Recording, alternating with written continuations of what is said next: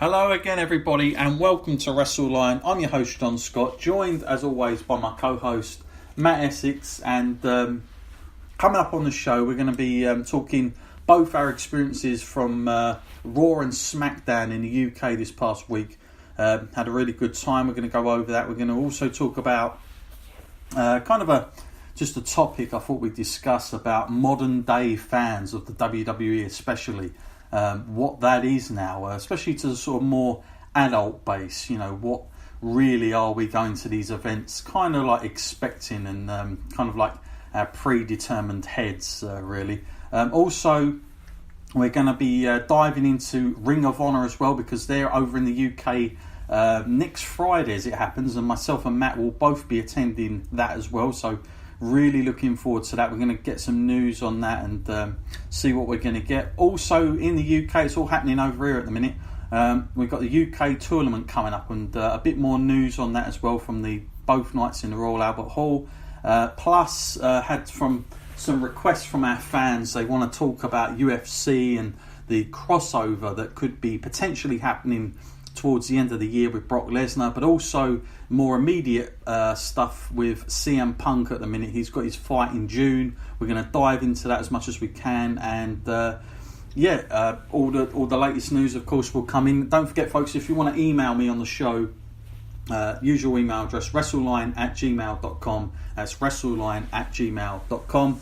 Going to bring Matt in now. So, Matt, how you doing? And of course, you done both nights back to back yourself this week. You stayed up in London as well. How was your time up in London? And also, you got to see Nigel McGuinness on in between. I heard.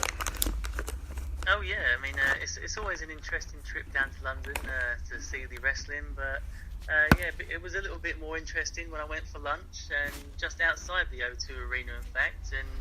You know, just one of those things, thinking it would be one of those everyday occurrences that you go through in life. But then, straight away, when you watch so much wrestling, you just recognise a voice. And turn to my left, and there's Nigel McGuinness, you know, having dinner or lunch with his family. And I'm not one of those fans that want to interrupt someone on their private time. I mean, I see the bloke every week anyway, you know, on the commentary table, you know. And of course, it is nice to actually be able to meet people like that. But now I get that his free time is quite valuable, so I just let him finish up, and then after that he just headed off into the O2. I thought, okay, good luck with your rehearsals then. Cool. Yeah, you didn't just you didn't do the old sort of fan routine, chuck a camera in his face and do a selfie pose then. No, not this time. I mean, it's one of those it's one of those times now in life where we live, where like celebrity is all over the place, and it's almost now become less special to meet someone like that, because although like you can watch them and you might like really be a big fan of their work, it's almost like celebrities are on tap. They're everywhere now. Yeah, no, you're right. The world has become smaller, and TV, with the amount of channels we have now, it's gone from having, what in this country anyway, from like sort of 5 sort of mainstream channels to about 3,000, 4,000 channels plus the internet. I mean, it's just streaming services has imploded that even more. So yeah, it's just a crazy amount of exposure now on who you consider famous and fame, and what fame actually is. It's a very it's a big question in itself, I guess. Really, we could go on forever about that in another podcast, I'm sure. But as we talk now, we're going to go into Raw and Smackdown. Of course, Matt, we both attended Raw this week, and I think what was your overall feelings? I mean, obviously we both go to these events, expecting. Obviously, we're excited to see the talent come over. We don't get to see WWE in person all the time, so it's kind of cool when they are.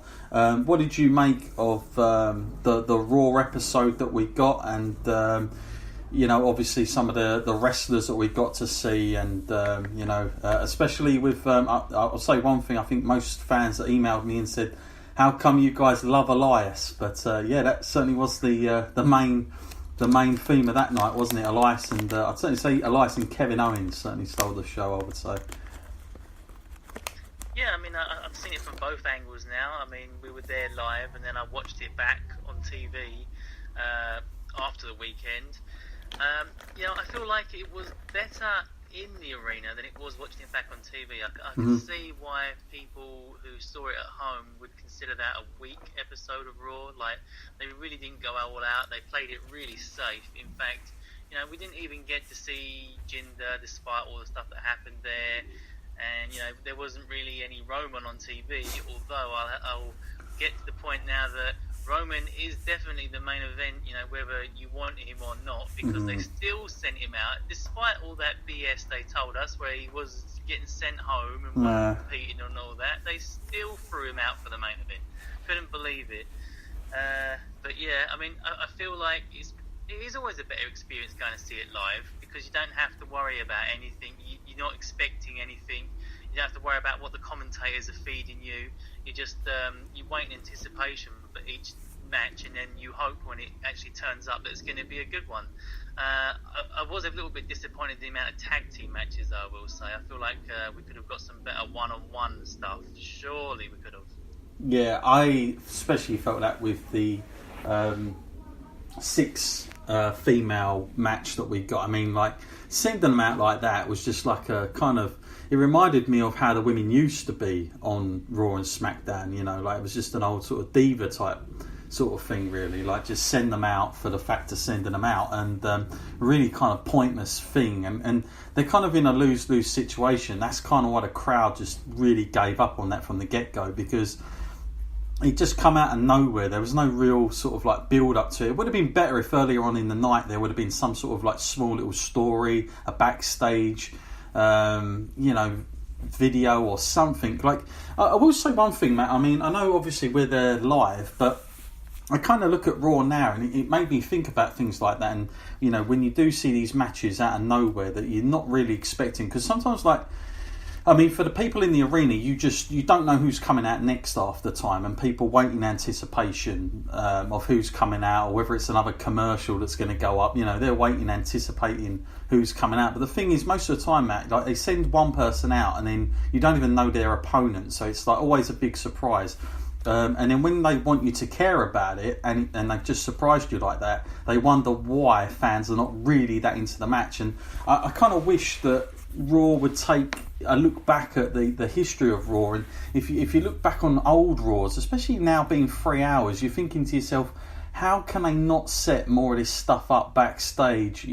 Whether it just be a run-in or a confrontation. There's so many different ways, but I don't think they're that creative on that type of stuff anymore. And they kind of just stick to like maybe the main event guys doing it now.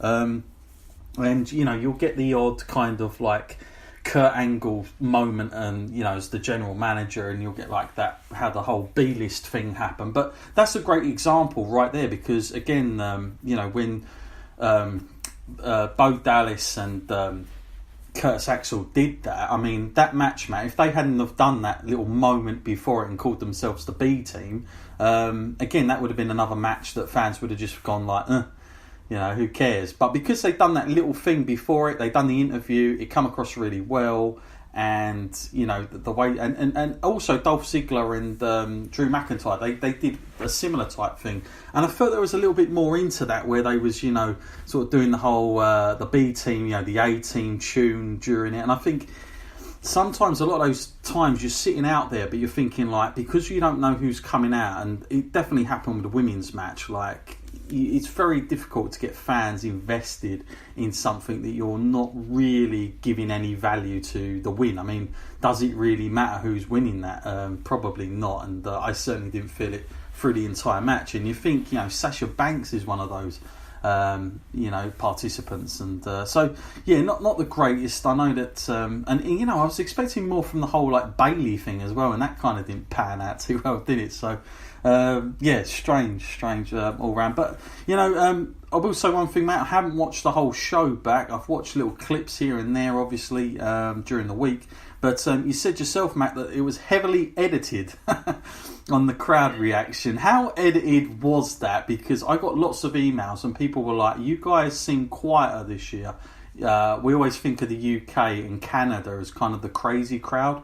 And I feel like WWE have kind of taken away a bit of the magic here, because you can either embrace what the situation is, or you can kind of cover it up and hush it up a bit. I feel like they might have done this a little bit too much here, because people had said to me, like, they were emailing in, like, they didn't seem as vocal and reacting the same way to when, stuff was said. So, how bad was it, Matt? And was it heavily done, more than usual? Well, I kind of feel like they did do a good job editing it, because the reaction was there, but it was so toned down, especially that section with Jinder when he's throwing Roman around, and we could hear in the arena the cheers were so loud for Jinder, doing that. But on the actual live show, like, it felt like they played it at almost half level. Like, they acknowledged that that Roman was not the favourite in this scenario, but it just wasn't to their level. And I even noticed on SmackDown as well that, like, when Daniel Bryan came out, it was pretty deafening. You couldn't hear I couldn't hear a word Renee said, know. But on the TV, they toned it down so that you could almost, like, the fans were a secondary thing, but it was nothing like that. It was totally overpowering in that arena. Yeah. So I can see they definitely work it to their own advantage, or what they feel will work best for them. But I don't really feel the same way. I feel like, let the fans have their voice, because it's good for people watching at home to see just how passionate you can get into it. And it's not like you want to hijack the show. These chants don't last that long, after all. No, and I think, look, part of going to a live event as an audience is to, be able to. I mean, let's put it this way: back in the Attitude Era, they absolutely embraced this kind of stuff. I mean, they certainly wouldn't have toned it down, Matt, in any which way. Stone Cold comes through. They want that to blare through, because it's better TV. And I mean, for me, I just think a general fan that doesn't maybe watch wrestling, and they see that crowd as crazy, and it just brings atmosphere. And I do think it brings people in, and they're like, well, how come these people are so into this? Like, what's going on? You don't get this with boxing, really. You don't get chants like that. You don't really get it with UFC. So WWE has this magical thing they have that none of these other sort of likewise around them have. They've got something very unique, yet WWE are kind of like shutting away from it and being, I think, slightly way overboard on the, what they think, on how they think they want it to come across. Maybe they think that, I don't know if they've got it in their head, Matt, that okay, if you see the fans not reacting as much on TV, when you go there, you'll be the same. I mean, I don't know where they're getting this from, but if that's the case, it's an absolutely pointless exercise. Of course, Matt, we did get. I mean, we had a pretty good kick-off match, I think, on Raw, like between Seth and Kevin Owens. That was advertised. I was very much looking forward to that, and I did enjoy that match. Obviously, by the end of it, I felt like Kevin Owens, kind of in a sort of sort of way, just below Elias, kind of stole the night, because again he came out at the end and would make it through to the Money in the Bank. So it was cool to see him and that situation. Just to touch on Elias, Matt, of course everybody is saying that it's not just in the UK. Of course he's very popular all over the place. It's one of those things, Matt, sometimes like you have to see somebody to know if there's presence, if there's what is it about them. Like, it's okay seeing them on TV, but in a weird way, and don't blow my head off at this, by the way, fans, because I know that I'm going to get a backlog when I say this, but I will say, when I saw Roman Reigns for the first time, there is something about him, Matt, that's there. There's definitely an aura about him. There's a presence with him, like him, hate him, whatever. There is something about him, for sure. Do you get the same vibe from Elias, Matt, in that sense? Yeah, I kind of do. When it comes to Elias, I feel like he's an all-round entertainer. Like, he's nailed every aspect of his character. Yeah, he can be annoying, but he's also highly entertaining. And also, when you look at his physique, he's got that down as well. And, the way that he dresses as well.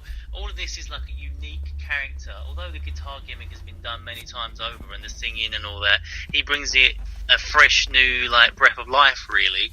And I've got to say, he's definitely one of those guys that would impress the people in the back as well, just because he's so professional in his approach. And nothing phases him. You